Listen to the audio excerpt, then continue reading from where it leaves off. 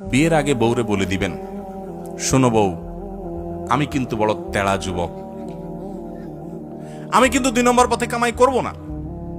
অতএব অন্য মানুষদের বউদের মতো সকাল বিকাল শাড়ি পাল্টাবা আর 3 পিস পাল্টাবা, মার্কেটে যায় কেনার পরে বলবা শুধু কার্ডের ঘষা দেন আর বিল দেওয়া হয়ে যাবে, এগুলো কিন্তু আমার দ্বারা হবে না। আমি কিন্তু হালাল খোর, আমি হারাম খোর না।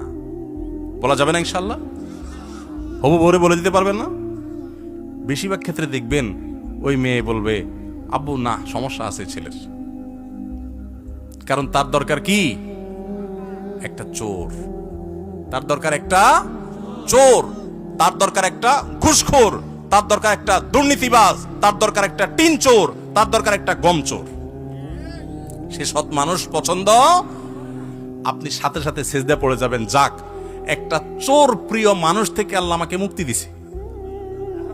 একটা সৎ মানুষ খুঁজবেন, চেষ্টা করা যাবে না ইনশাআল্লাহ।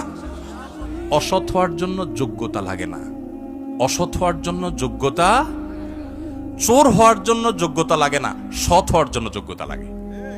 সৎ হওয়ার জন্য মেরুদণ্ড শক্ত থাকতে হয়, হিম্মত থাকতে হয়, সৎসাহস থাকতে হয়। বাবাকে বলতে হয়, বাবা আমি চুরি করব না। তুমি অসন্তুষ্ট থাকতে পারো, বাবা আমি 2 নম্বর জিনিস তোমাকে খাওয়াবো না। আমাকে অন্যদের উদাহরণ দিবা না, আমাকে সৎ মানুষের উদাহরণ দাও। যুবকরা বলা যাবে না বাবাকে ইনশাআল্লাহ?